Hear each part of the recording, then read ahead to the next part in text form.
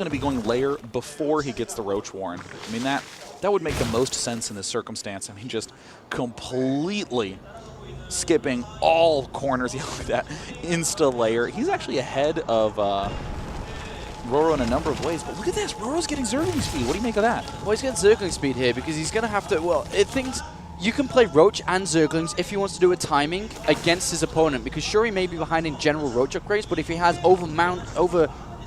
swelling amounts of units, he may be able to bring down his opponent. The thing I like with Soulkey, though, is this third base coming down. He knows his opponent doesn't have Zergling speed of his own. Wait, actually, it's on its way now, but he didn't, when the third base was Soulkey coming down, it wasn't there. So I like the play to go for this third hatchery because it can be uncontested. Wow, RorO. But RorO, look at RorO's doing the same thing Soulkey did on Belcher Prestige. He's doing it a slightly more tricky way. He's going to be doing a 1-1 mass Roach push, and right now, I mean, backed up by heavy amounts of Zerglings here. Now, I mean, if I am in Soulkey's shoes, I'm going to be thinking, okay, I'm probably ahead of him in layer, so I'm going to start my Roach speed, and then I just got to make sure that I put on pressure once my Roach speed's done. But this is going to be hitting, Roach speed is about halfway done. This is going to be a tense situation. I think Soulkey. Yeah, here comes the Zerglings to back this up by RorO. So he's going to try and bring this down. The thing is, Soulkey can't really afford to drone. He's built 2 drones, but he really shouldn't be droning at this point. He realizes his opponent doesn't have a third base. There should be just nothing but Roaches here. Uh-oh, Zergling's getting in the main base. Nope, never mind. They're heading home. Well, it's coming. Can Soulkey hold on? Because RorO's backing up with 20 Zerglings. Soulkey's finishing up 1-1. I mean, normally if you're in RorO's shoes, you're thinking your opponent will be 1-0, if that. These Zerglings are going to, in a weird way, tank damage, or at least soak the damage initially from the Roaches, allowing RorO's Roaches to do a lot more damage here. So let's have a look how this fight's going to go down. They're also going to act as a replacement for Roach speed, being able to surround. Right now, RorO's Zerglings are doing damage at the third base. Here comes Zerglings streaming in for RorO, trying to surround, trying to just eat up, like you say, a couple of those shots. Eat a couple of them, not too many though. And this fight is going to come on. It looks like Soulkey's bringing drones down. Oh, whoa, RorO has quite an arc, but Soulkey is starting to throw in all his drones. He's hurling everything at this. Roach speed is almost done for Soulkey. This will give him the maneuverability advantage, and this means that RorO will no longer be able to retreat. Oh my goodness, Soulkey's defense is looking stronger than ever. The Zerglings are really nowhere close to a rival, and right now RorO is going to be forced to retreat. Nice defense from Soulkey. He's got speed. He's got 1-1. Soulkey's about to kick into high gear here. Yeah, I was surprised that Soulkey didn't chase some of the loose units down, considering that RorO does not have Zergling speed, Roach speed here. But at this point, RorO's still at an advantage. Soulkey is going to go down 2-2. I wonder if RorO is going to push across the map again, because, like I said, he still has that Roach upgrade. I mean, not upgrade, sorry, just Roach number advantage. So RorO's going to do up here. This is a great little scouting mission. Wow, no drones there. Looks like RorO might try to build 1-2 drones, maybe as many as, around like 6, but never more than that. He sees that there's no mining at that expansion. He can easily do a follow-up scout to see if Soulkey's trying to power up. Very, very close game at this point. Very close, actually. Very close. As the third base is now down for RorO, as we can see. Soulkey's got his third base, but he hasn't really done anything with it. He hasn't got drones over there. He hasn't really mined anything from the gases either, so really hasn't given him anything in this game. Both players starting their +2 carapace at the same time as well. It's very, very close, very identical. 109 supply versus 113. This is going to turn into that game that we saw between Revival and RorO, where both players are only building Roaches, period, and that's it. That's the thing that's going on. Yeah, it's going to come down to who builds drones and who builds Roaches, because whoever drones will have lesser Roaches. So yeah. But then if they drone and they have the time to use those drones, they can get to Hydralisks. And they can mine gas on that third base. So both of these players, right now, you can see in the minimap, have Overlords or an Overseer looking at their opponent's third base, because that's the most important part. If they can identify a weakness or an opportunity to go for it, they will. RorO's taken the initiative. 9 drones. He's actually going to drone towards that third base and will start to take the gases there shortly. And will go towards Hydralisks. On the other hand, Soulkey continues roach production, as we know that a lot of these players do like their Roaches. Being that this is a Zerg versus Zerg, the lack of Roaches would be markedly absurd, I dare say, Apollo. But this isn't absurd. They're building Roaches. And now Hydras. My goodness. One thing that's very unusual about late game ZVZ, or even mid to late game ZVZ, is you don't really have that many good arc angles. You think of a map like Daybreak, there's a choke outside your second base. with the rocks, hard to get a good angle if you're attacking up it or attacking down it. Yeah. But on this map, it's all about counterattacks and splitting up units correctly. And here's RorO moving to the top side with a number of Zerglings. The Observer, Oh, the Overseer actually spots the Hydralisk den. And now RorO's like, hold on a minute, you must have drowned. No, gotta go. And now all of a sudden he's moving across the map. He's got 20 supply advantage. He's got more roaches. He's got a bigger army supply. But the Hydras are basically out now. RorO may be able to hold this. Uh-oh. And a Spine Crawler bang in the middle too. Wow, Soulkey moving in hard. But the Hydras are in an absolutely amazing position. Even though it looks like the arc favors Soulkey, RorO has a better position with the Hydralisks being in such a great spot. It's all going to come down to the numbers of Soulkey. It looks like there's that point of roaches taking some massive hits. Can the Hydras tip the balance? Can they tip the scales? And it looks like the answer is still unclear.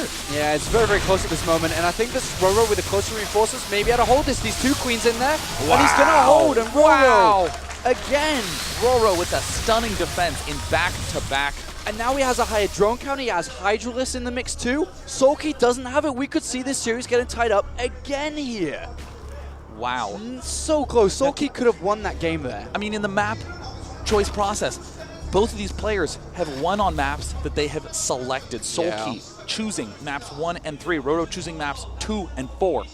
And now, again, we are seeing the core skill demanded on this map. Can you split your units up intelligently? Soulkey, when it's unclear what to do. RorO's going to go for the kill. Oh my god, he's going to go for the kill because he knows now this is Soulkey's opportunity if he wants Hydras of his own to drone up. He's building a massive army to go across. Well, it looks like Soulkey being very smart with these 3 roaches, running and picking off 1 or 2 drones and immediately departing. Not an overcommitment by any means, still defended should there be any sort of attack. Yeah, well, I think what happened there was he was going to go for it, but he lost a few drones to those roaches, therefore decided to drone back up. And is going to wait a little bit longer here. So this may actually push RorO into an infestation pit to look to play later on, if he's not going to move across the map. I mean, what advantage is he going to hit if he moves out at this point? His opponent's going to have Hydralisk now, so I think the best choice for RorO is to take the infestation pit and probably a 4th. Very tense spot. More units moving down to the backside. It's so hard to decide when to hive on this map. Plus, it's the hardest map to hive on in Zerg vs. Zerg. It's just so uneasy. I think what most players will be most comfortable doing, I'm not talking about correctness, just comfort, is flooding Hydralisks. Getting way more Hydralisks than seem correctly, or that seem correct. I mean, if you try to go hive, you spread yourself really thin across, a new 4th base. And at that point, you may get hit by a timing attack, which is very deadly on this map.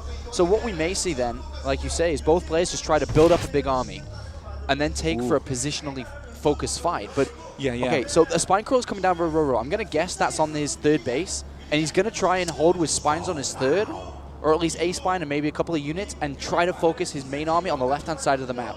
The infestation pit will probably follow out. What's so hard on this map is that no matter how good of defense you have entrenched in one base, there are 4 major attack angles, the top and bottom lanes of this inner and outer ring. The inner and outer ring is very important in pretty much every matchup, and Zerg vs. Zerg is no exception. Yeah, I mean, like, RorO, you see, has a couple of roaches down on the bottom right side, just monitoring. There's that Overlord there. Both players spreading creep along both avenues. Double gas being planted from RorO at the 4th base. Looks very much so like RorO's declaring, I want to try to max out on Hydras. Seems counterintuitive, but given the tight spaces on this map, given the lack of surroundability, makes perfect sense. Now, I'm surprised that we haven't seen the infestation pit come down. I think what RorO is probably planning then, if it's not coming down. Oh, hold on. I'll go back to that in a minute. This is the problem. You have to have good vision control on all these angles. And no matter what happens, he can just retreat up that top lane. Such great manipulation here. And he recognizes that there's not enough roaches here and just re-engages. So back to the point I was trying to make. With the infestation pit, with it not coming down, both players are saying, your main's probably running out of money soon. I'm going to try and overpower you. If I'm equal in a fight and I have an earlier 4th base, then I can repower, reinforce. Look at this. Roaches from Soulkey starting to threaten that 4th base. The huge army from Soulkey at the south side. Soulkey's correctly monitored both angles and then has shut down the creep spread. This is a terrifying position to be in as RorO. Sure, you might be able to defend both attacks. You might be able to stay alive, but you've lost vision control. All your creep tumors are done. Soulkey's playing this out really nice. He's looking for an opportunity, sending a couple of roaches to the left side, looking to move in on the right-hand side. Hasn't found that opportunity yet. RorO's equal to the challenge at this point. I mean, RorO's so good with these small tactical engagements, but Soulkey with the broad ideas continuing to look beautiful time after time. I'm going to shut down your vision. I'm going to shut down your vision. If you don't have vision, then suddenly this counterattack that's about to happen down at the south side, very difficult to see, difficult to predict. RorO staying standard, Roach Hydra getting the hive for 3-3. Soulkey, though, beginning to transition into Locust. Soulkey looking to move down here, gets denied again. Roaches at the north, Roaches at the south, the main army in the middle. Looks like Soulkey is doing some nice damage at that third.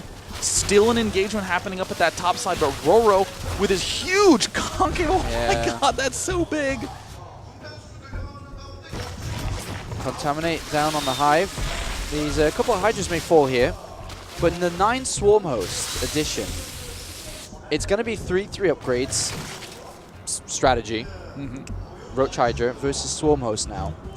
The Swarm Host play is going to make Soulkey become a lot more cost efficient.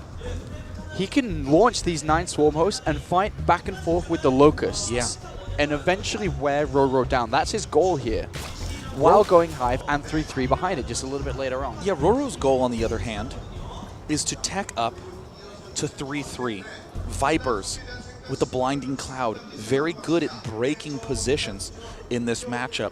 Very hard to get to that point because we see these players carefully made that journey up to Hive Tech. They waited till they were maxed with great armies, great compositions, and then began their trickle upward. This game could go on for quite a while here with both players now looking to go towards Swarm Host. I think what we'll end up seeing eventually is Swarm Host Broodlords. Yeah. So the combination of both is very deadly. Lots of Broodlings and Locusts. 3 units, essentially. Yeah. I mean, what we're seeing out of Soulkey is the absolute necessary problem that you encounter when you begin doing something hyper-immobile. You got to spend so much money building all the spine crawlers at all the various locations. Swarm Hosts, they are the worst defending unit in the game. They are horrible for defense because you just cannot catch anything with them. Locusts are too slow. You have to wait for the timing. They're only really good for sieges. All right, well, here's the upgrades coming in for RorO. 3-3 now starting. He will have that as an advantage as this game goes on. But with the overseas, he's starting to clear out this creep. So RorO is getting pushed back into the darkness here. Uh-oh. Oh, my God. It's going to be Swarm Host Hydra versus Swarm Host Hydra. RorO's thinking about engaging. Doesn't want to commit. Now RorO's Enduring Locust upgrade is done. Soulkey starting 3-3. RorO starting 3-3. Such a tense game. He goes up. He picks off 1 Swarm Host. Those are the key units. Soulkey is going to pull back the instant that next round of Locust is ready to rock. And there is more Roaches being added on by Soulkey. He's going to begin thinking about doing some counterattacks up at the top left. And there's a counterattack going on by RorO as well, I can see on the minimap. But these Hydras getting in a lot of damage, using the Locust to tank for them. And retreats back, will want to wait again for another wave. What is happening at that natural expansion? There's a number of Roaches there right now, dealing some serious damage, picking off all those reinforcements.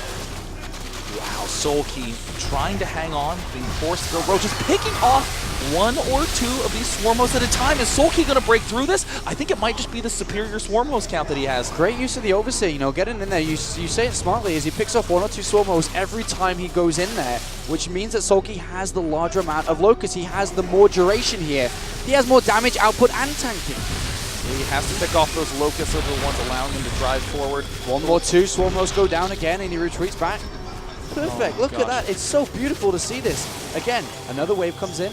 He'll push this army back. Another couple of Swarm Hosts will fall down. What amazing play by Soulkey. Hydralisks backed by Locusts. The slow trickle, the slow chipping. Soulkey leads this series 2-1. That was perfect. That was absolutely fantastic by Soulkey. GG. The WCS Korea champion, Kim Min-cho, successfully advances to the semifinal tomorrow. I've never actually seen Swarm Host and Hydralisk used like that in combination before, and that was actually really nice to see from Soulkey. The chip into bringing his opponent's Swarm Host down slowly but surely. That was a really nice ending to that game. Yeah, I mean, it's one of these mixes that does not work very well on almost any other map because Swarm Host is so hard to get from your base to the other side of the map. Those tight distances in Neoplanet S really shows why they are so effective. Yeah. I mean, RorO played a great tournament, yet again making it to the round of 8 of a world-class tournament. GSL last season, round of 8. Season 1 finals, round of 8. Unfortunately, not being able to break through that barrier of the quarterfinals. But, well, Soulkey's the one to move on. Soulkey goes to the semi-finals. He's looking at one position only, and that's at that first place. Yeah. I mean, very, very exciting to think about the fact that some of the big-name players, actually the big-name players for each race, still holding on strong in their respective brackets. Well, look, there he is. He's in the crowd. And it looks like we're going to have another interview here, day 9. Oh, my God. I can't wait to provide the translations for this one. My God, that guy tried to sneak in there. All right. It sounds like, hello, Soulkey. You are such a fantastic Zerg player. I'm happy that you've made it to the semi-finals. How do you feel?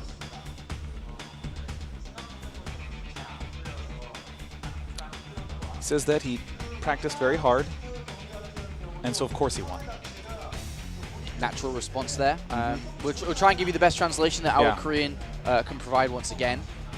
You know, limited resources here. They're asking him, how does he feel against a potential rematch against Innovation in the Grand Finals? He said that once a winner, always a winner. Chicken dinner. That also rhymes in Korean. Does it? Yeah.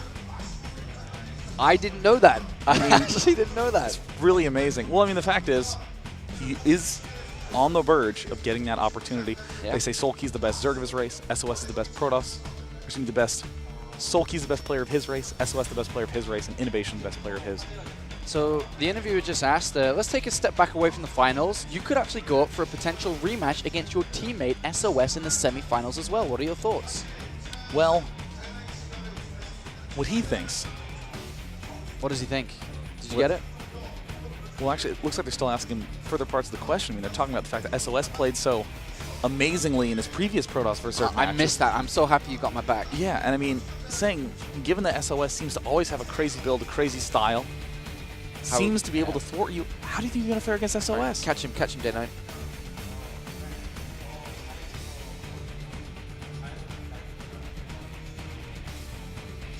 Did you get that, Diapollo? I think I got it. Did you? Go ahead. He said, I'm really looking forward to playing my teammate because no matter who wins, Woojing Stars represents in the final. I think he's mystified by our translation. You know, just to you know, put it out there for you guys, there may be something lost in translation between us. We're not the best Korean translators, and often that happens in Korean to English. So I mean, 안녕하세요 is what you say as a greeting, and that's what we know. That's perfect, you know. Yeah. That's just the start of our knowledge. Well, actually, I will say, I think I'll talk a little bit about when Soulkey beat Innovation barely, amazingly, in the WTS Korea Grand Finals, and just looked shell-shocked, looked utterly blown away that he had just won. And I mean, it's that sort of focus that Soulkey carries all the way through the tournament. I mean, you look at him, he doesn't have to play anymore today. He's done. He can relax. He can sit back. He can chill. Hi.